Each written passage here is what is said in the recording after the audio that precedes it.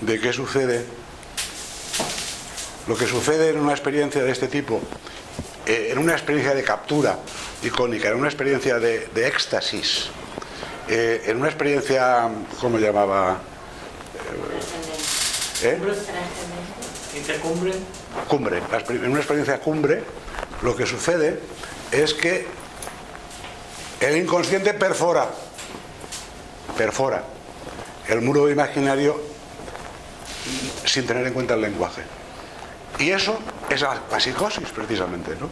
La perforación, el agujero que se consigue hacer desde el ello hasta el inconsciente, hasta el otro, al gran otro, ¿eh?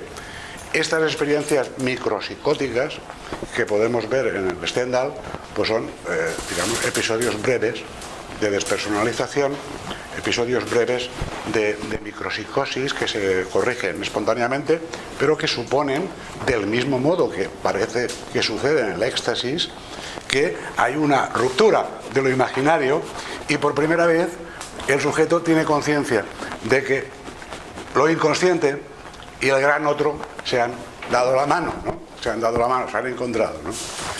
Y esto puede ser una experiencia sublime o puede ser una experiencia aterradora, ¿no? Depende de lo que hay aquí. Claro. Muy bien, pues esto es todo. That's all, folks.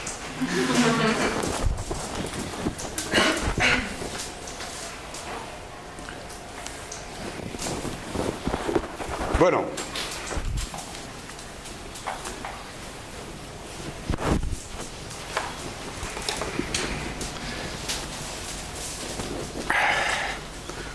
Yo me hubiera gustado que Javier Belda nos hubiera cantado algo, pero se me ha olvidado traer. Me hubiera gustado traer un piano, un teclado, para que hubierais podido ver los intervalos, ¿no? Esto de lo que os hablaba yo antes, de que las sextas, lo que es una quinta, lo que es una cuarta, lo que es una tercera, una segunda mayor, todo eso.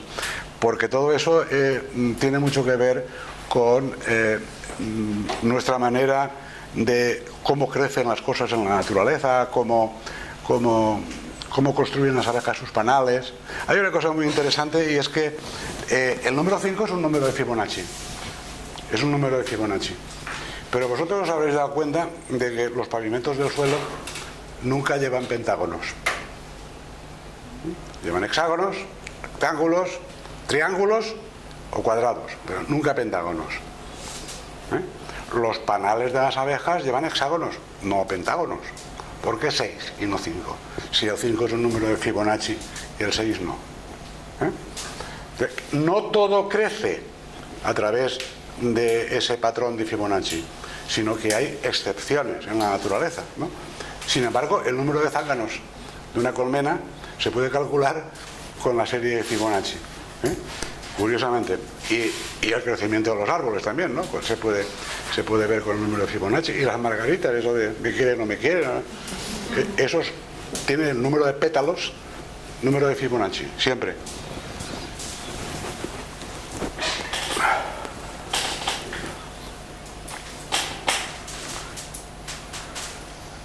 Venga, animaros que...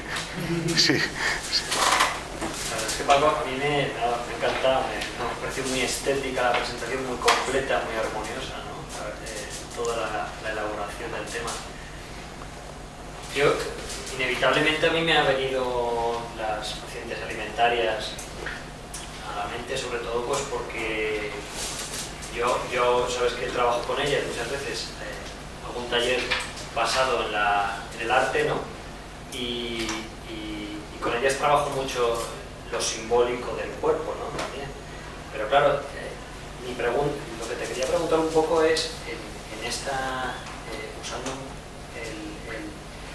el gráfico, la estructura, el diagrama del átomo, Sí. ¿Dónde se sitúa el cuerpo, el uso del cuerpo? Porque yo entiendo muy bien el hecho del ideal con el yo ideal, la belleza, cómo se posiciona, pero claro, en qué momento, por ejemplo aquí en lo de Stendhal sí que queda claro que es como que la perforación del lenguaje lleva a esta reacción psicosomática, pero ¿en qué momento se puede hacer un uso del cuerpo? No llego porque claro, estas chicas pues hacen un uso del cuerpo para acercarse a lo que simbólicamente ellas identifican como el yo ideal, ¿no? Pero claro, también tiene una parte en la que hacen un rechazo pues con esa delgadez extrema o con los cortes. Pues yo te lo voy a contestar eso con una pregunta. ¿Las tetas de las mujeres son un órgano o un símbolo? ¿A ti qué te parece? Son las dos cosas, ¿no? Son las dos cosas, ¿no? Son las dos cosas, ¿no? ¿Y tú crees que todas las mujeres saben que sus tetas no son cuerpo, sino que son símbolo? O sea, rinden pleitesía al gran otro, tienen simbolizada, por decirlo, que son una mujer y que por lo tanto tienen tetas y otras cosas. ¿Tú crees que todos los hombres saben que tienen un pene? Para mear, ¿no? Pero una cosa es que pertenezca al cuerpo y otra cosa es que pertenezca al terreno de lo simbólico. Son cosas distintas. El acceso del cuerpo a lo simbólico, fijaros que es fácil, ¿no? Está hecho. No, es una cuestión de la conciencia humana. Quiero decir, la abstracción es una cuestión de la conciencia humana y por eso se puede curar con psicoterapia eso.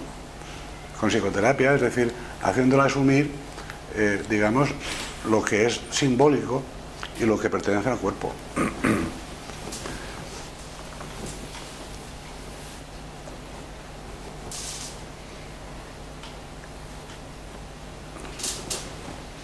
¿Alguna pregunta musical?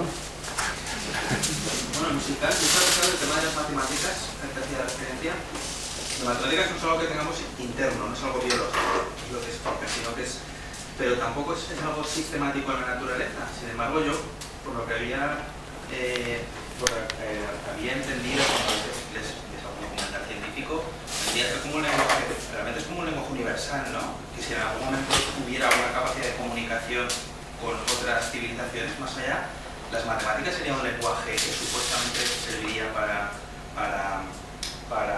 comunicarnos, en el sentido de que sí que es algo que está en la naturaleza y que es externo a nosotros, ¿no? No. Podría ser la belleza del No. un matemático no diría así, la belleza del universo está en las matemáticas, porque son las que explican todo y que son algo externo a nosotros. Si nosotros no estudiáramos las matemáticas existirían igualmente. Tú eres un platónico por lo que veo. No, yo no creo eso. Para empezar, las matemáticas solo responden a sí mismas. Es decir, todo se puede conceptualizar y abstraer matemáticamente, eso es verdad. Pero no olvidemos que estamos hablando de un mundo ideal. Es decir, el ideal, los triángulos ideales no existen en la naturaleza, ¿no? La simetría completa no existe en la naturaleza. Pero hay constantes. Sí, hay constantes, pero desde dentro de la matemática para atrapar el engendro matemático que ellas mismas generan. Como trucos, como el de Einstein. Como trucos, exacto. Para darle sentido a la propia matemática, ¿eh? Las disciplinas científicas tienen lo que se llama un cierre categorial. Un cierre categorial quiere decir que tú a través de las matemáticas no puedes explicar la biología, o que a través de la biología no puedes explicar la sociología, o desde la antropología no puedes explicar la genómica, ¿no? Cada una tiene como su librito gordo de petete, que la aísla de las demás y que de alguna forma impide la integración, ¿eh? Eso se llama el cierre categorial. El cierre categorial. Entonces, las matemáticas tienen su propio cierre categorial en el sentido de que el número phi en la naturaleza no existe. Lo que existe es una aproximación al número phi. Porque el número phi no existe porque es irracional. No procede de algo que podamos medir o contar, sino de una operación matemática que a sí misma y recursivamente genera ese engendro, ¿no? Un anfibio entre el ser y la nada, ¿no? Decía Leibniz que era el número phi, ¿no? Un anfibio, ni carne ni peix, ¿no? Un poco esta es la idea que yo creo. Yo no creo que las matemáticas sirvieran para conversar con extraterrestres, porque los extraterrestres de existir tendrían otra forma, no necesariamente matemática, con su cierre categorial, además. Yo lo entiendo más bien en ese sentido que las matemáticas es el lenguaje humano con el que entendemos cómo se construye la naturaleza. Para nuestra explicación. Claro. Si no estuviéramos, las matemáticas no existirían. Si no existieran, La naturaleza crecería con unos patrones, pero es que el mero hecho del concepto de patrón ya es algo humano. O sea, la naturaleza crecería y no habría quien se preguntase o quien tuviera la necesidad de explicársela. Las arañas seguirían construyendo sus telares, pero no habría nadie interesado en ver cómo lo hacen, ¿no? Eso es un problema de neurociencia muy famoso, ¿eh? Que es el árbol que cae con gran estruendo, ¿no? Si no hay nadie que lo oiga, gran estruendo, ¿qué significa? No tiene sentido. no hay cualidad. Claro. Paco, en uno de estos intentos que has hecho de hacerme entender esto, claro, tú ahí estamos hablando del inconsciente del individuo, y entonces has puesto varios ejemplos en los cuales sale, ¿no? Y has puesto, por ejemplo, en el caso de la psicosis, cómo sale hacia el otro grande, o en el caso del síndrome de Stendhal, hablar de forma pequeñita, no va justo en dirección opuesta a esa flecha. Incluso las sustancias psicodélicas son eso, ¿no? Se utilizan para eso, para que salga, ¿no? del inconsciente a ese otro grande. Pero sigo sin entender cómo puede, o si habría algo que podría romper ese muro del lenguaje, ya sea de este lenguaje que estoy utilizando yo ahora, o de otros lenguajes como el de las matemáticas o el del arte, ¿no? ¿Cómo se podría ir al revés? Y mi pregunta es, ¿no podría ser esa ruptura a través de la evolución? Es decir, si no hablamos del inconsciente individual, sino del inconsciente colectivo, ¿no? Es decir, en realidad, ese otro grande, esa otra belleza, en realidad no está en cada uno de nosotros, pero sí estaría impresa en ese inconsciente colectivo, igual que está impresa en el inconsciente colectivo de los bogavantes, de los calamares y de los pulpos, ¿no? Ellos tres saben que se tienen que quedar quietos, igual que los seres humanos sabemos que nos tendremos que quedar quietos. No sé si me he explicado. Pues no. Yo es que tú no me entiendes a mí y yo no te entiendo a ti, porque es que cuando adjetivas algo lo estás adjetivando mal. Por ejemplo, has hablado de la evolución ¿de la evolución de qué? Es decir, el inconsciente colectivo. Es decir, Sí, el inconsciente colectivo no tiene nada que ver con la evolución, ¿eh? La evolución es un fenómeno biológico y el inconsciente colectivo es un constructo psicológico junguiano, y que tiene que ver con aquello que nosotros llamamos, los médicos llamamos, ¿cómo se llama esto? Filogenia le llamamos nosotros, ¿no? Hay como una filogenia y una ontogenia, ¿no? La filogenia, nuestro rastro por la especie, ¿no? Por las distintas especies. Hay un rastro filogenético, sí, a eso le llamamos inconsciente colectivo, o le podemos llamar así. Pero no acabo de comprender qué es lo que no comprendes de eso, porque yo no he hablado del inconsciente colectivo, yo he hablado del inconsciente individual. En el inconsciente individual no me he metido a ver qué hay. Hay muchas cosas. Cada persona tiene ahí sus propios sapos y culebras, ¿no? Cada persona tiene una cosa ahí. Depende de lo que haya vivido él y sus antepasados, porque hay un rastro filogenético ahí. Ahí hay un rastro filogenético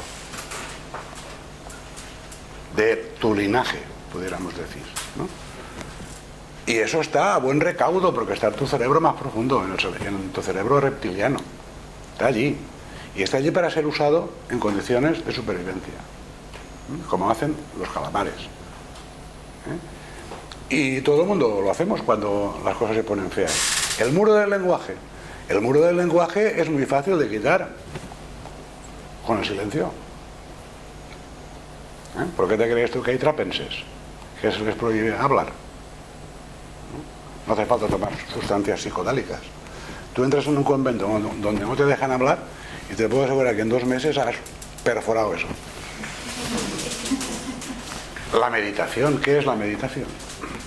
Las técnicas estas nuevas que han salido. La meditación es una técnica que consiste precisamente en vaciar el cerebro, en disolver el muro del lenguaje. Pero en la dirección opuesta a ese gráfico, es decir, sale el inconsciente a través del otro y te llega a ti. Te puede, pero no al revés. ¿Puede hacer así? Lo que pone es que va o puede hacer así. Porque cuando tú estás meditando, el otro te importa un bledo. Cuando tú estás en meditación profunda o estás en el convento de los trapenses, el otro te la bufa. Porque estás tú contigo mismo. Tú contigo mismo. De eso se trata, ¿no?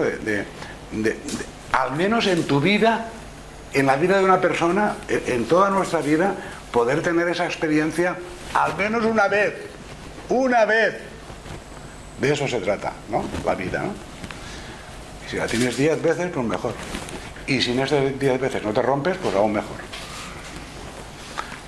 Y por eso las drogas tienen su aspecto positivo y su aspecto negativo. Depende cómo se usan. Si se usan por personas sin formación y con personas que no buscan ningún encuentro, digamos, sublime, pues lo que va a suceder es lo que tú ya sabes, ¿no?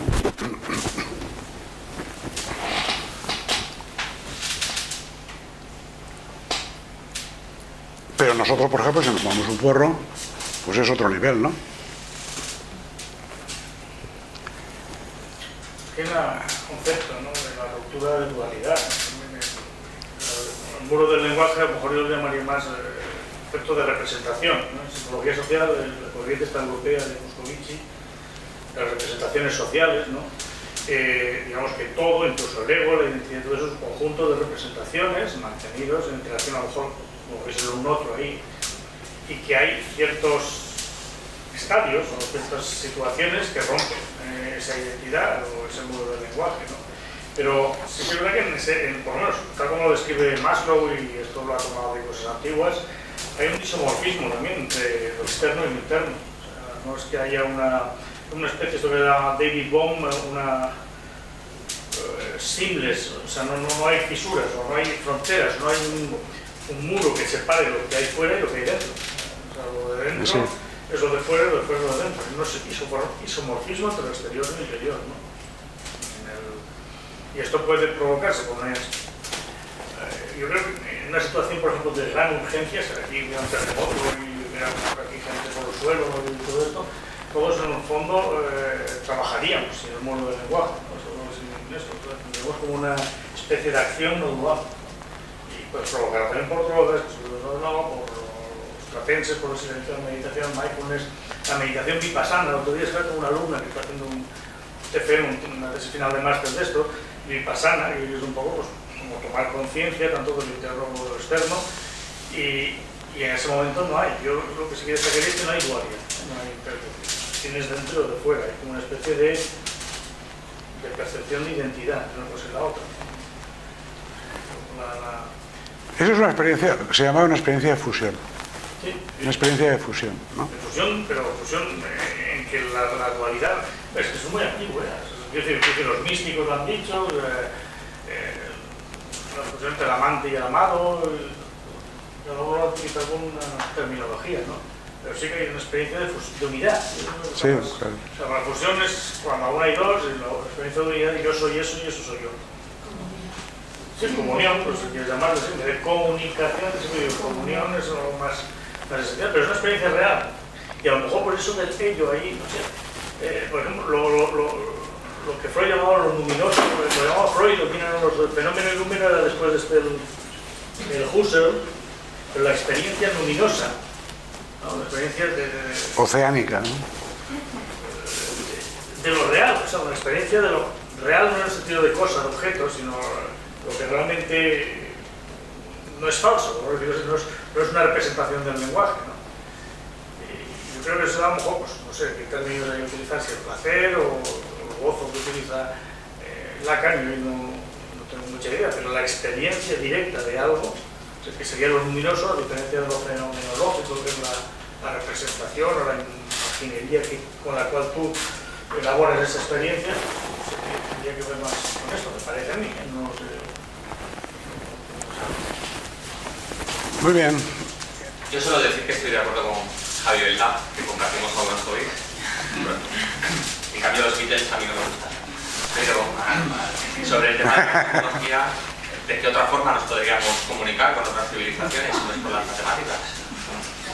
¿O cómo planteáis que las matemáticas no sean el sustrato básico para entender la mayor parte de las cosas que suceden en la naturaleza? Las entendemos porque nosotros pensamos en matemáticas. Es algo que existe. Sí, pero volvemos a la paradoja, yo creo, del observador. Si no estuviera el ser humano, ¿existiría la ley de Newton? Bueno, existiría algo que es sin explicación. Es algo parecido a... Otro platónico. Algo parecido Otro platónico. al tema del gato, ¿no? Lo observas, no si está vivo o muerto. No, eso es otra cosa. Bueno, pero es parecido, es que me lo recordaba. Es otra cosa. No, la idea de si existiría o no la ley de Newton está refutado eso, porque eso es un dilema básico de neurociencia recreativa, ¿no? O de neurofilosofía. Es decir, lo que tú has preguntado, si no hubiera nadie, ¿existiría la ley de Newton? No. Existiría una atracción universal, pero no sabríamos lo que es. Lo que nos pasaría es que nos quedaría petrificado. Existiría eliminaríamos, pero tú quedaría mismo lo has dicho, petrificado. existiría una gravitación universal, pero es intrínseco a esa gravitación universal que se formule mediante una fórmula, en este caso físico-matemática. Sí, pero porque hay una conciencia humana que lo puede atrapar. Si no hubiera conciencia humana, no, los árboles por sí mismos no lo harían. Creo yo. Pero me cuesta no entenderlo de otra forma, es decir, que el sustrato está ahí. El sustrato matemático de todo. Yo sí que diría que la música... Aunque todavía no hay una teoría unificada del todo. Hay una película sobre eso. Pero la música es como un lenguaje un poco a nivel superior, se acerca más a lo más abstracto, o sea, sería la forma más abstracta posible para un ser humano para acercarse a esto que hemos hablado de lo luminoso. Lo luminoso, probablemente todo lo que podemos hacer es aproximarnos a ello con representaciones cada vez más adecuadas, más cercanas, con una aproximación asintótica, ¿no? Te vas acercando pero nunca llegas a tocarlo. Porque el lenguaje nunca podrá llegar a eso, ni a la música.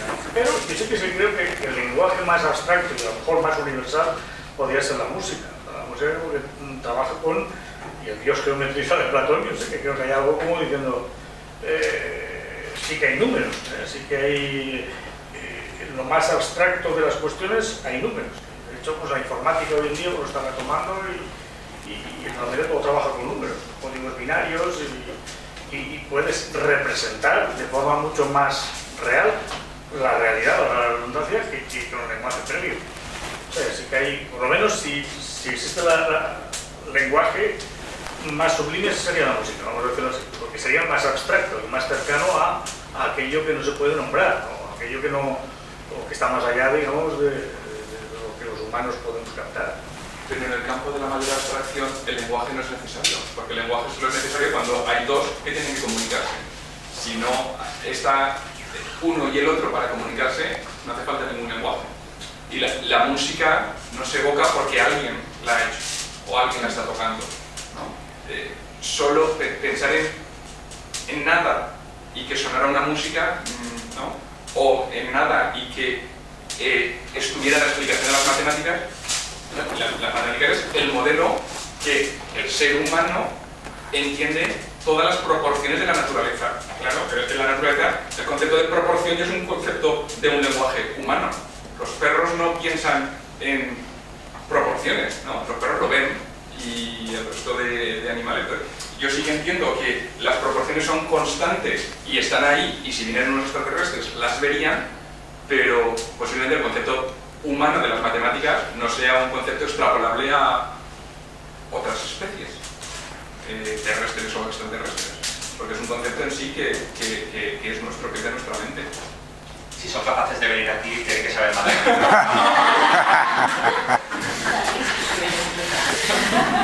Claro, de utilizar el espacio-tiempo. Bueno, pues muchas gracias.